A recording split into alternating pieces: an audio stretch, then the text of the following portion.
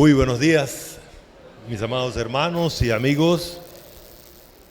Hemos venido en estos días tocando el tema de el servicio. Recordemos que fuimos liberados de la esclavitud del pecado y al ser liberados, como dice Dios en su palabra, de la esclavitud que el diablo tenía de nosotros por medio del pecado, ahora somos sus siervos. Somos libres del pecado, somos libres del mundo, somos libres de la condenación, pero somos libres para servir al Señor. Para servir al Señor. Para ello, hemos sido capacitados con la presencia del Espíritu Santo en nuestras vidas, con la dirección misma del Señor Jesús. Es el Señor Jesús quien comanda a su cuerpo, quien alimenta su cuerpo. Por ello, Él es la cabeza de la iglesia.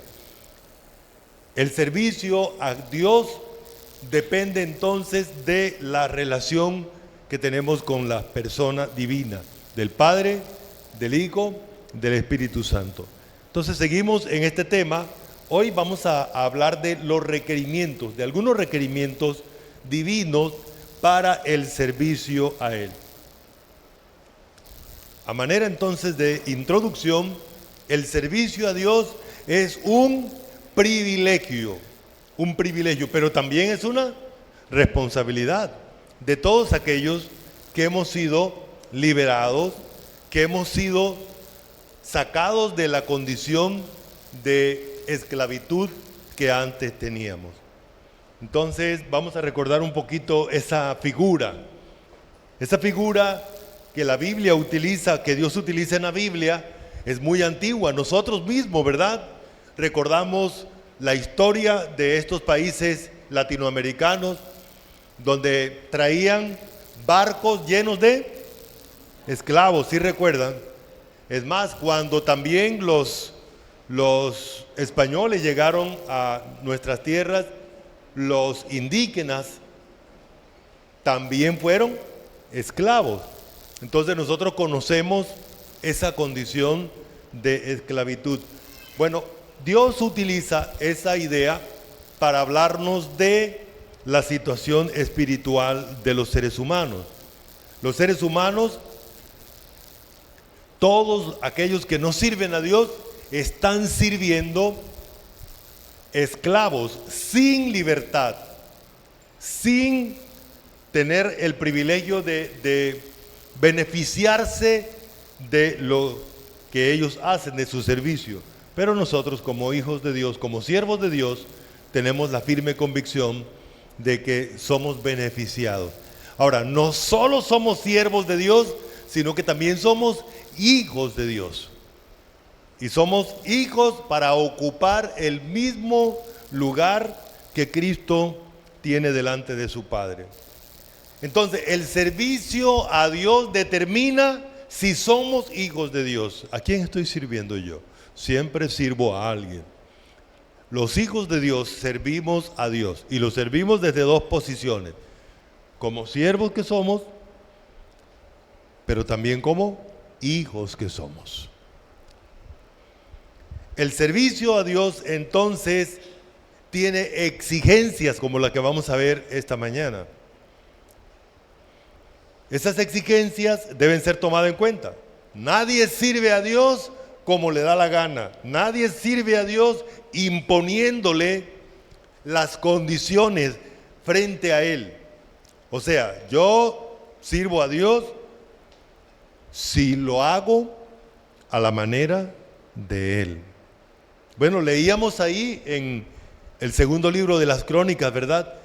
Y veíamos cómo el rey Ezequías fue utilizado por Dios para invitar a las 10 tribus de Israel, la del norte, para que vinieran a participar de la adoración. Ustedes preguntarán, bueno, ¿y ellos eran que no adoraban? Sí, ellos adoraban, pero ellos no se sometieron a la adoración que Dios había dicho. Para adorar a Dios en aquella época tenían que venir al templo, a Israel, y ellos no lo hacían. Ellos crearon sus propios templos, sus propios altares, donde también lo ofrecían a otros ídolos o a ídolos que no son dioses. Y por esa razón la invitación a venir a adorar a Dios como debía ser en Israel. Nosotros adoramos a Dios en espíritu y en verdad, sometidos a las condiciones, a los requerimientos que Dios exige para ellos. Algunos de esos es que debe haber diligencia. No servimos a Dios cuando a mí me place, si yo quiero, de manera, como forzosa. No, Dios requiere algunos elementos que vamos a recordar en esta mañana. Dios requiere también fidelidad. Dios requiere que cuando la persona va a servirle a Él, le sirva sometido a la autoridad de Jesús, el único Señor de la iglesia, el único Señor de señores, el único Rey de reyes. Y el que le sirve a Jesús debe estar sometido a su señorío. Debe estar reconociendo que Jesús es el que tiene la autoridad legítima. Entonces, vamos a mirar el primer requerimiento. Para servir a Dios se requiere ¿qué? ¿Se requiere qué? Diligencia. Vamos a leer este versículo. Ustedes, 1, 2, 3.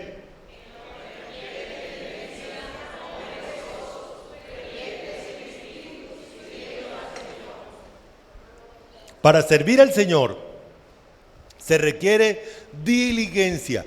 El mismo versículo nos explica qué es diligencia. El mismo versículo explica en qué consiste la diligencia que todo siervo de Dios debe tener. ¿Cuál es? Debe tener ¿qué? Prontitud. Debe tener prontitud. Eso tiene que ver con el tiempo. O sea, eso significa que yo debo tener prioridad para servir al Señor. Servir al Señor es la prioridad para todo siervo del Señor. Me llama la atención, el Señor Jesús utilizó una ilustración.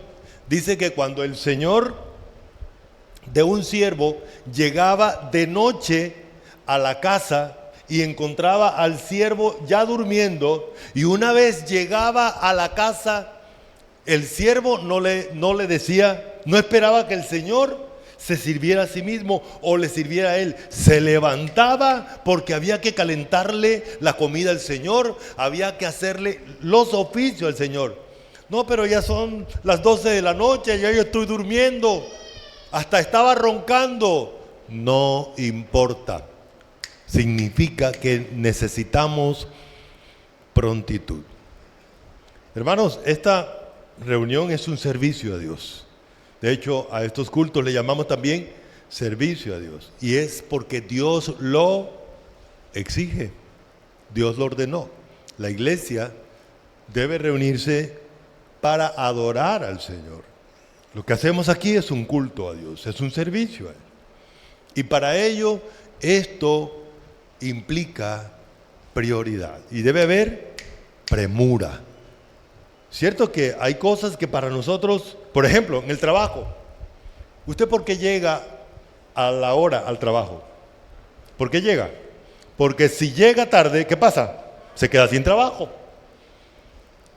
Se queda sin trabajo. Entonces usted sabe que eso para usted es prioridad. Y usted tiene diligencia. Los que entran a las 8, a las 7:30 posiblemente, dependiendo la distancia, ya están en camino. Ya están en camino. Así debemos manejar el escenario de mi compromiso con Dios. Requiere diligencia por encima de todo. Por encima de todo. Otro elemento que implica la diligencia es que no hay tiempo para la pereza. La diligencia significa que la pereza no está incluida dentro del menú. ¿Qué significa la pereza? Tener pesadez para realizar las cosas. No, para Dios no puede haber pereza. No, es que yo tengo sueño, es que no quiero, es que no existe este vocabulario en el compromiso de servir a Dios. Ahora, ¿por qué no tenemos pereza para servir al amo anterior? Nos endeudábamos para servirle. Le ofrecíamos nuestro cuerpo y lo llenábamos de droga y de sustancias que lo estaban matando. Y eso Dios no nos lo exige.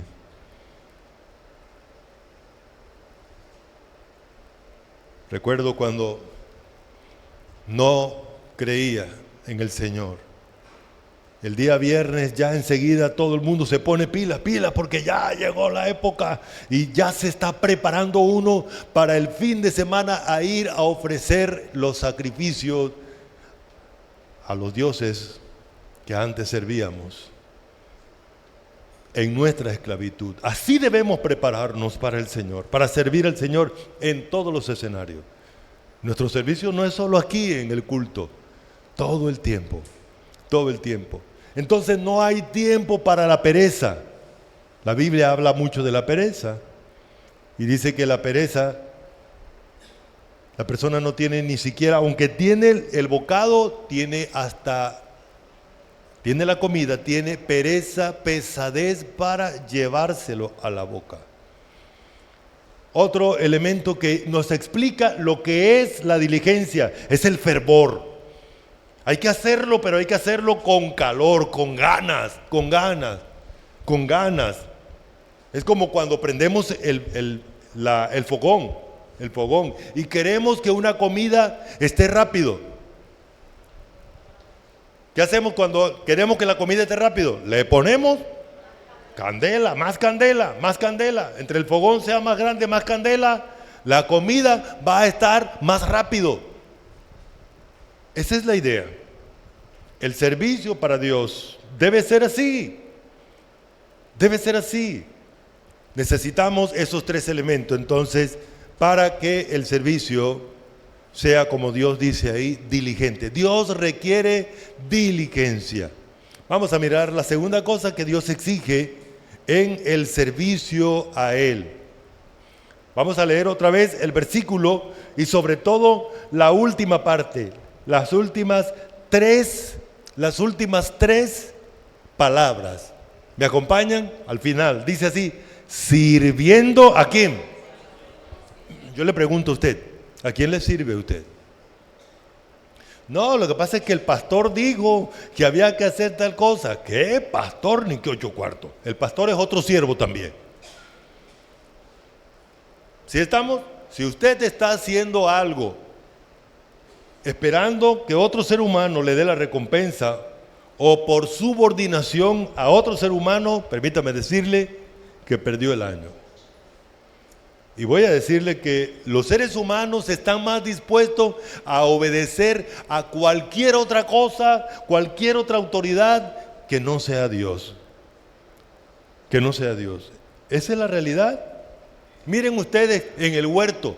Dios le dijo a Adán y a Eva, sin pecar todavía, y les dijo, de todo árbol del huerto podrás comer, pero del árbol que está en medio del huerto, de la ciencia del bien y del mal, no comeréis, porque el día que de él comieres ciertamente morirá.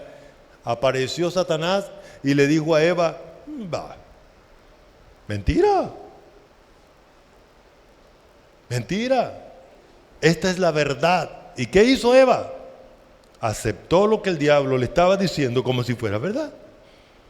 Y todavía no había el pecado en la condición humana. Y ahora con el pecado en la naturaleza humana tenemos la tendencia más a obedecer lo malo, a hacer lo malo, que al verdadero Señor. Así que cuando Dios dice aquí, sirviendo al Señor, está diciendo, primero, que servimos como esclavos. ¿Qué significa eso? Vámonos otra vez para la antigüedad. A la antigüedad ponían a los esclavos en el mercado. Y ahí llegaba alguien y decía, véndame a este, véndame a esta. Y se lo llevaba. Ese esclavo sabía que le pertenecía a un amo y que él estaba ahí ¿para qué? ¿Para qué? Para servir. ¿Y sabe qué? pasaba el fin de semana y ese esclavo no estaba esperando que le pagaran. ¿Por qué? Porque él está en una condición donde él más bien le pertenece al amo. En la Biblia hay varias clases de esclavos o varias clases de servicio. Este es un servicio donde yo reconozco que yo ya estoy endeudado con el amo, porque él me compró, él pagó el precio. Esa figura de la Biblia, las personas a veces hasta se vendían. Oye, yo tengo una deuda por ahí, venga, yo me vendo. Y la persona se vendía a ser esclavo del otro para que recibía el dinero, iba y pagaba la deuda, y pagaba la deuda con su amo, sirviéndole como su esclavo. Esa es la idea de nosotros. Esa es la realidad de nosotros. Jesús es mi amo, porque Él pagó el precio y ahora todo lo que yo soy, lo que tengo, le pertenece a Jesús. Porque Él es mi amo, Él es mi Señor, y por esa razón dice aquí, sirviendo al Señor. Ese siervo sirve no para que le paguen, porque ya el pago se dio hace mucho rato. ¿Sí estamos? No, es que yo voy a hacerle huelga porque es que a mí no me han pagado. Acuérdate que el pago ya ocurrió. Ahora el endeudado eres tú. Tú tienes una deuda que pagar todos los días. ¿Cuál es la deuda? ¿Y cómo se paga? Sirviéndole al Señor en adoración, que tu vida sea una vida de adoración a Él, de que vives para Él, actúas para Él, sometes, porque aquí viene el siguiente elemento. No vivimos, leíamos esto, ¿verdad? En la introducción del culto.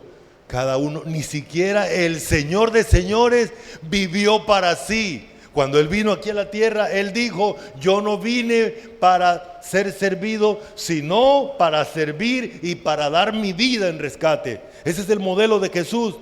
Y por eso Romanos 15 nos recuerda que ni siquiera Él vino a vivir como Él quería, a darse la gran vida. Y esa es la gran equivocación de nosotros.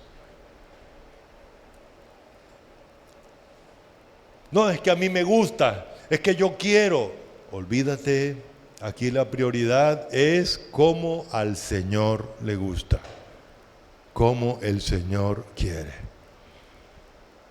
Es ahí donde se establece la distinción entre los siervos verdaderos y los siervos falsos. Hay personas que le dicen al Señor, Señor, pero no están dispuestos a someter su vida a Él. Quieren vivir medalaganariamente. Y eso no existe en la relación siervo-señor.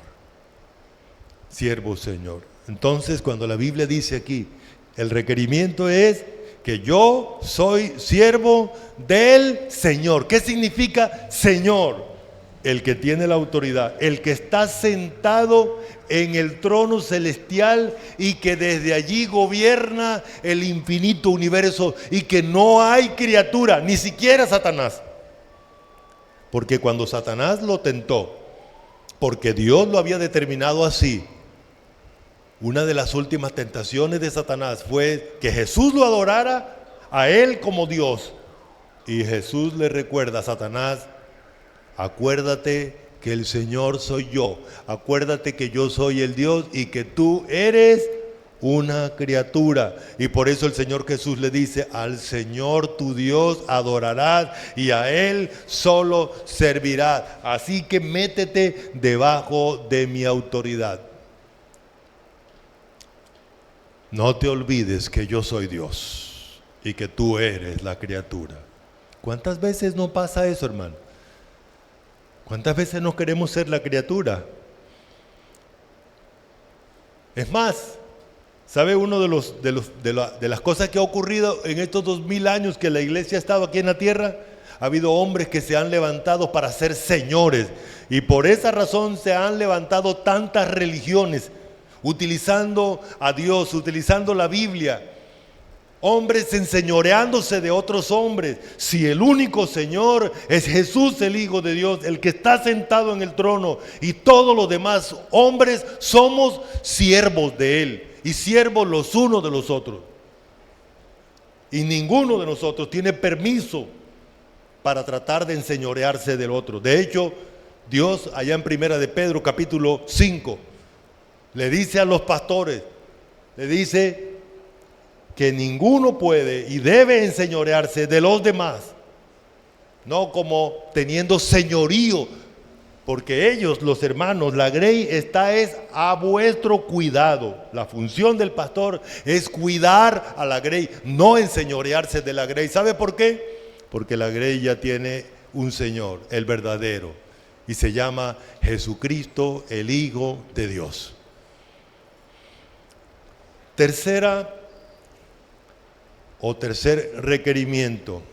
Bueno, aquí este versículo 12, tocó otra vez leer este versículo. Aquí tenemos dos requerimientos divinos mientras servimos. ¿Listo, hermanos? Dice así: gozosos.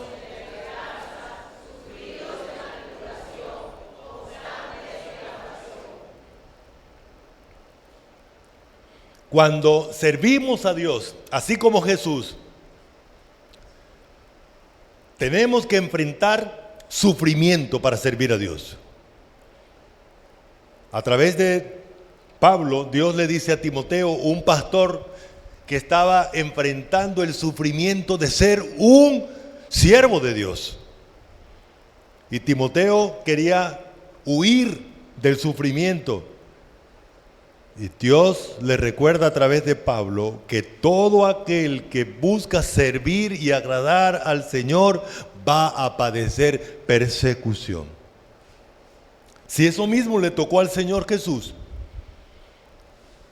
Así que todo siervo tiene que meterse en la cabeza la información de que el sufrimiento hace parte del servicio. Pero para enfrentar el sufrimiento, Dios nos da varios elementos. El primero de ellos es el gozo. ¿Qué significa el gozo? El gozo es que Dios le permite al creyente satisfacerse en Él, experimentar placer en Dios y no en las circunstancias dolorosas. Ese placer también hace que el creyente vea que después de sufrir, ¿qué viene? La glorificación. Y que después va a venir el pago por el servicio en medio del sufrimiento. Y por esa razón Dios dice eso: gozosos en lo que está esperando, en la expectativa futura. Así que, hermano mío, desde ya le digo, servir al Señor implica que te van a mirar feo, va a haber comentarios, va a haber una cantidad de cosas, pero qué maravilloso es que en lugar de poner los ojos en las circunstancias, la pongas en el que te hace experimentar el gozo verdadero. El mismo Señor en Hebreos capítulo 12 dice el versículo 3 que Jesús, versículo 2 dice: puesto los ojos en Jesús, el autor y consumador de la fe, el cual por el gozo puesto delante de él sufrió la cruz y menospreció el oprobio. Y él llevó el pecado de nosotros, y mientras estaba llevando el pecado de nosotros, ¿cómo lo trataron? ¿Cómo lo trataron? ¿Cómo lo despreciaron? Y así todo aquel que sirve al Señor debe asimilar esa misma actitud. Requerimiento número 4. Para poder servir al Señor se necesita una herramienta que todo creyente tiene, es su vida íntima de comunión con Dios, llamada oración. Cuando tú creíste en el Señor Jesús, inmediatamente Dios te recibió como su hijo. Y la oración entonces es esa relación tuya con tu papá, como dice el Señor Jesús en Mateo capítulo 6. Mas tú cuando ores, entra en tu aposento, cierra la puerta y ora a tu Padre que está en lo secreto. Y tu Padre que te ve en lo secreto te recompensará en público. Qué delicioso es poder disfrutar de ese espacio. Ahí las tribulaciones dejan de ser un mar para convertirse en un vaso de agua o a veces en unas pequeñas gotas. Ahí el dolor que a veces vemos tan grande se minimiza. Ahí nos tiramos a los brazos de nuestro amado Dios y somos consolados, fortalecidos. Qué delicioso es poder experimentar la oración. Y mientras servimos, necesitamos la dirección de Dios para servirle correctamente, el consuelo de Dios, la fortaleza. Y la oración entonces es ese escenario donde podemos entrar al Padre Celestial, estar delante del que tiene la autoridad, hablar con Él y recibir de Él todo lo que Él tiene para darnos. Número 5. Además de eso, Dios también requiere que todo aquel que le sirve también, que todo aquel que le sirve entienda que trabaja bajo la dirección de Cristo. Cuando Cristo es el que gobierna, cuando Cristo es el líder del barco. Vamos a leer el versículo y les explico la figura que ahí está para que perciban mejor la idea. ¿Listo? Todo junto dice así: así pues, téngannos los hombres por y... Entonces fíjense ustedes, la figura es esta palabra servidores ahí, es que en la época antigua habían unos barcos de guerra. Esos barcos de guerra tenían motores muy fuertes. ¿Sabe cuáles eran los motores? Los motores eran soldados o esclavos que estaban allí con sus brazos. Antes no había motores y los motores eran unas, ¿sí recuerdan ustedes? Eran unas paletas grandes así que hacían que el que el barco anduviera. Y como esos barcos eran grandes porque llevaban máquinas de guerra, llevaban muchos soldados, se necesitan muchísimos brazos allí jalando los remos, impulsándolos. Pero si esos remos no se hacían de manera coordinada, el barco no iba a andar ni a la velocidad ni con la fuerza necesaria. Por eso todos esos brazos tenían que moverse bajo la orden de un capitán. Y ese capitán, según este versículo, ¿cómo se llama? Cristo. Servidores de Cristo. ¿Qué significa?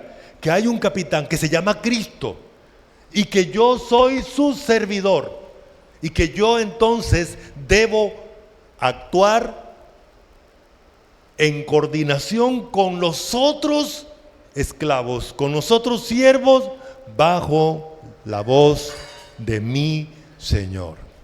¿Otra vez? Somos servidores de Cristo. ¿Qué significa? Que, a ver, ¿han visto eso, verdad? ¿Han visto la competencia esa de los remos? Qué bonito eso. Pero eso se puede lograr si hay coordinación. Si hay coordinación. Hermanos míos, la iglesia tiene un líder. Ese líder se llama Jesús, el Hijo de Dios, el Señor. Y Él está presente dirigiendo su iglesia. Él es la cabeza de la iglesia. Y así como todos esos soldados o esos esclavos que se mueven de manera coordinada. En Efesios capítulo 4 dice que la iglesia se mueve coordinada, de manera unida, va con la dirección de ese líder, que es eficiente, que está ya en el cielo con su cuerpo físico, pero está aquí ahora dirigiendo su iglesia al lado del Espíritu Santo y el Padre Celestial. Ahí en 1 Corintios capítulo 12, cuando se habla del servicio por medio de los dones, dice que el Padre da a la iglesia, a los creyentes, la energía para realizar las acciones, pero es Jesús el que coordina cada una de esas acciones y el Espíritu Santo se manifiesta actuando en cada creyente con los dones distintos y al mismo tiempo armónicos, coordinados. Esa es la iglesia, hermano. Esa es la iglesia. Hoy los hombres nos presentan iglesia como una organización empresarial humana. No, hermanos, la iglesia no es una empresa. La iglesia no es un cuerpo corporativo por allá que de los socios y aquí el socio tal cosa. No, hermano, la iglesia es un cuerpo y la figura aquí es que así como esos barcos eran movidos por los brazos de hombres, son tus brazos, son tus fuerzas, bajo la dirección ¿de quién? De Cristo Jesús. Ahí está. Somos siervos subordinados a Cristo, somos siervos bajo la dirección de la autoridad de Cristo, somos siervos que trabajan unidos con otros siervos. Esa es otra cosa importante. Cuando tú reconoces que eres siervo, no intentas controlar al otro, porque ya el otro tiene quien lo controle. ¿Quién? Cristo. Haz tu función, haz la tuya. Deja de estar mirando tanto al lado, mira al que te tiene que dar la orden, al que está coordinando las cosas. Y mientras la iglesia va entendiendo eso, mientras se depende del pastor verdadero que es Jesús, entonces la iglesia va a crecer a la manera de Jesús. Somos siervos que trabajan en coordinación con otros. Número 6, sexto requerimiento, se requiere administración. Ahí está, en el versículo 2. Ahora bien, se requiere que esos siervos y esos administradores sean ¿qué? Fieles. ¿Qué significa? Aquí tenemos otra figura. Otra figura bíblica es esta. Hay un dueño de la casa. La iglesia tiene un dueño. La iglesia tiene a alguien que la compró con su sangre y la iglesia le pertenece, es a Él. Y Él la habita, Él la dirige. Luego la iglesia tiene ya un dueño. Yo no soy dueño de la iglesia. Otro hombre no es dueño de la iglesia. La iglesia es de Dios. La iglesia es de Jesús. ¿Y qué significa eso? Que todos nosotros entonces ahora tenemos la tarea de administrarnos o administrar las cosas de la iglesia por las órdenes, siguiendo las órdenes que el dueño nos ha dado. El Señor Jesús utiliza esta figura. Él dice que un señor llegó y tenía muchos esclavos y llamó a administradores y les entregó, vaya, tome, aquí hay 50 trabajadores, aquí está mi finca, aquí está todo, y tiene que darle a esos trabajadores comida a su tiempo. A las 12 del día tiene que tener el almuerzo. ¿Qué tiene que hacer el administrador? Hombre, poner la olla temprano, hacer todos los elementos para que a las 12 se esté sirviendo la comida. Esa es la tarea de nosotros. Hermanos, a veces en la iglesia la gente se pone a pelear por quién quiere controlar al otro. Así como en el mundo, allá en el mundo es pura pelea. Pura pelea. La iglesia no es eso. La iglesia no es un ring. La iglesia no es un lugar de competencia, es un lugar donde Dios está entrenándonos para servirle. Y cada uno tiene una responsabilidad o varias que realizar. ¿Qué debo hacer yo? Buscar diligentemente el cumplimiento de ellas. Somos siervos que cumplen las normas establecidas por el dueño en su casa, en su familia. Somos administradores que Él mismo nos capacita para cumplir las funciones. Y por último, el número 7, ¿qué requerimiento hay? Fidelidad. ¿Qué significa eso? Que yo entonces debo hacer las cosas de manera adecuada, como Dios lo ordena. Debo mantenerme dentro de esos principios. Debo obedecer lo que Él me dice en su palabra. Y debo cumplirlo. Debo cumplirlo sin salirme de esas ordenanzas. Amados hermanos, es un privilegio ser siervos de Dios. Como iglesia necesitamos fortalecernos en el servicio. Como iglesia y como creyente particular, debemos recordar que la iglesia es un cuerpo que dirige Dios, no el hombre. No el hombre. El hombre o los hombres somos todos siervos de Dios. Y cada uno entonces debe buscar cómo cumplir de mejor manera su función. A manera de conclusión, entonces, los requerimientos son hechos por Dios mismo, no es el hombre, no es el hombre. Los requerimientos son cumplidos por los siervos del Señor. Los requerimientos exigen sumisión obediente al señorío divino. Vamos a orar. Amado Dios, gracias por el privilegio que tenemos de ser tus siervos. Te pedimos que nos ayudes a hacerlo de la mejor manera, esperando los resultados que tú dices en tu palabra, esperando que tú seas el que nos des el pago, no el hombre, sabiendo que tú eres el Señor y también el que da a cada uno según sus obras. Padre, quiero orar por tu iglesia. Quiero orar, Señor, pidiendo que fortalezcas a cada hijo tuyo y que cada día busquemos desarrollar el servicio que tú nos has delegado como miembros de ese cuerpo, como miembro de esa familia espiritual que tú diriges. Señor, si hay pensamientos en nosotros contrarios, distintos al que tú dices en tu palabra, al que tú nos enseñas, por favor, corrígelo en nosotros. Hoy también quiero recordar a los amigos que has traído esta mañana para oír tu palabra y para ver lo que es tu iglesia.